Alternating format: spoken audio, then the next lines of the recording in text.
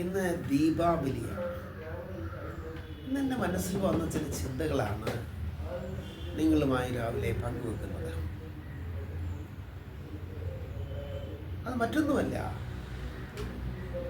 ഒരേ ഒരു നന്മ വെളിച്ചവും ഒരേ ഒരു തിന്മ ഇരുട്ടും എന്നുള്ളതാണ്. The lone good is light and the sole evil is darkness. Deepavali, the festival of light. ഇതുമായിട്ട് വളരെ ബന്ധപ്പെട്ട് നിൽക്കുന്നു. പല എഴുത്തുകാരും പ്രകാശഗോപുരങ്ങളാണ് അവരാണ്. അതുകൊണ്ടാണ് അവരെ ഇന്നും നമ്മൾ വായിക്കുന്നതും അവർ നമ്മളെ പ്രചോദിപ്പിക്കുന്നത്. പ്രകാശഗോപുരങ്ങളാണ് അവർ. റസ്കിനാണ് മഹാത്മാഗാന്ധിയുടെ ജീവിതത്തെ മാറ്റിമറിച്ചത്. അൺടു ദ ലാസ്റ്റ് എന്ന അദ്ദേഹത്തെ ഗ്രന്ഥം വായിച്ചതിന് ശേഷമാണ് മഹാത്മാഗാന്ധി ആയത്. എല്ലാ ആദർശങ്ങളും അവിടെ നിന്നാണ് പോകുന്നത്. അപ്പോൾ ഒരു വലിയ വെളിച്ചമായിരുന്നു റസ്കിൻ, പ്രകാശഗോപുരമായിരുന്നു. അരിസ്റ്റോട്ടിലും പ്ലേറ്റോയും ഒക്കെ അവരുടെ തത്വചിന്തകളിലൂടെ ലോകത്തെ പ്രകാശിപ്പിച്ചു. ഇവർ രണ്ടുപേരും സോക്രട്ടീസിന് ലഭിച്ച ചിന്തകൾ ലോകത്തേക്ക് കൊടുക്കുകയായിരുന്നു. സോക്രട്ടീസ് ഒരിക്കലും പുസ്തകം എഴുതിയിട്ടില്ല. അരിസ്റ്റോട്ടിലും പ്ലേറ്റോ ഒക്കെ എഴുതിയിട്ടുണ്ട്. പക്ഷെ സോക്രട്ടീസിൻ്റെ ചിന്തകളാണ് മൗലികമായ ചിന്തകൾ. സോക്രട്ടീസ് ആയാലും അരിസ്റ്റോട്ടിലായാലും പ്ലേറ്റോ ആയാലും അവർ ലോകത്തെ വെളിച്ചം പകർന്നവരാണ്. ഏണസ്റ്റ് ഹെമിംഗ്വേ ലോകത്തിന് വെളിച്ചം പകർന്നു. ഉത്തേജനം നൽകുന്ന ആശയങ്ങളാണ് ലോകത്തിന് കൊടുത്തത്.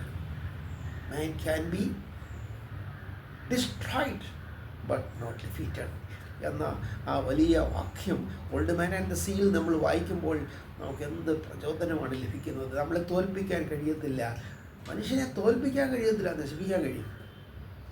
എത്ര മനോഹരമായ പ്രകാശമാണ് പരത്തുന്നത്. ഇങ്ങനെ പ്രകാശം പരത്തുന്ന എഴുത്തുകാർ ധാരാളമുണ്ട്, ഇരുട്ടാക്കിറ്റുന്നവർ. അടുത്ത കാലത്ത് ഞാൻ വായിച്ച ഒരു നല്ല ഗ്രന്ഥമാണ് ദി ആരോ. അത് മറ്റാരുമല്ല എഴുതിയത്, ദ ആൽക്കമിസ്റ്റ് എഴുതിയ പൗലോ കൊയ്ലോ ആണ് അത് എഴുതിയത്. ജീവിതത്തിനൊരു വിഷൻ നൽകുക, ഒരു ദർശനം നൽകുവാൻ ആ പുസ്തകത്തിന് കഴിയും. ഒരു ഏകാഗ്രതയും ഒരു ലക്ഷ്യബോധവും നമുക്ക് പകർന്നു തരുന്ന ഒരു പുസ്തകമാണ് ദി ആരോ. ദ ആൽക്കമിസ്റ്റ് ആണെങ്കിൽ അതിലും മെച്ചം. അപ്പം അദ്ദേഹം ഈ പൗലോ കൊയ്ലോ എന്ന് പറഞ്ഞാൽ പ്രകാശം പരത്തുന്ന ഒരു എഴുത്തുകാരനാണ്. അതുപോലെ തന്നെ നമ്മുടെ ടി പത്മനാഭൻ്റെ ഒരു പെൺകുട്ടിയെക്കുറിച്ച് എഴുതി, പ്രകാശം പരത്തുന്ന പെൺകുട്ടിയുടെ കഥ. അവ നല്ല എഴുത്തുകാരൊക്കെ പ്രകാശഗോപുരങ്ങളാണ്, പ്രകാശം പരത്തുന്നവരാണ്. ബുദ്ധനെ വിളിച്ചത് എന്താ? The light of Asia. ഏഷ്യയുടെ പ്രകാശം എന്നാണ് ബുദ്ധനെ വിളിച്ചത്. ഏഷ്യൻ ഭൂഖണ്ഡത്തിലെ പ്രകാശമായിട്ട് അദ്ദേഹം ജീവിക്കാൻ കഴിഞ്ഞു തൻ്റെ ആശയങ്ങളിലൂടെ. യേശു ക്രിസ്തുവിനെ വിളിച്ചത് എന്താ? Light of the world. ലോകത്തിൻ്റെ പ്രകാശം എന്നാണ് അദ്ദേഹത്തിനെ വിശേഷിപ്പിക്കുന്നത്. അദ്ദേഹം തന്നെ ശിഷ്യന്മാരോട് പറഞ്ഞു, you are the light of the world.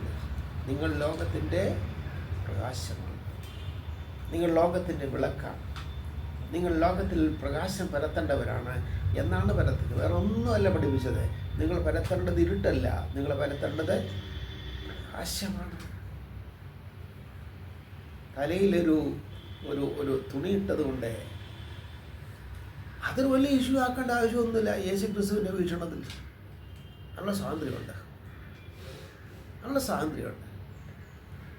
അതുകൊണ്ട് പ്രകാശം പരത്തുന്ന ചിന്തകളാണ് നമുക്ക് വേണ്ടത്. Light of the world. നിങ്ങൾ ലോകത്തിൽ ഉപ്പാണെന്ന് പറയുമ്പോഴേ അത് തന്നെ ഉദ്ദേശിക്കുന്നത്. ലോകത്തിൻ്റെ രുചിക്ക് മാറ്റുകൂട്ടേണ്ടവരാണ് മനുഷ്യർ. അങ്ങനെ പ്രകാശം പരത്തുന്ന ആളുകളായി മാറുവാൻ ഈ ദീപാവലി നമ്മെ സഹായിക്കട്ടെ എന്ന് മാത്രമാണ് ഈ സുദിനത്തിൽ എനിക്ക് നിങ്ങളോട് ആവശ്യപ്പെടാനുള്ളതും പിന്നെ ചിന്തിക്കാനുള്ളതും.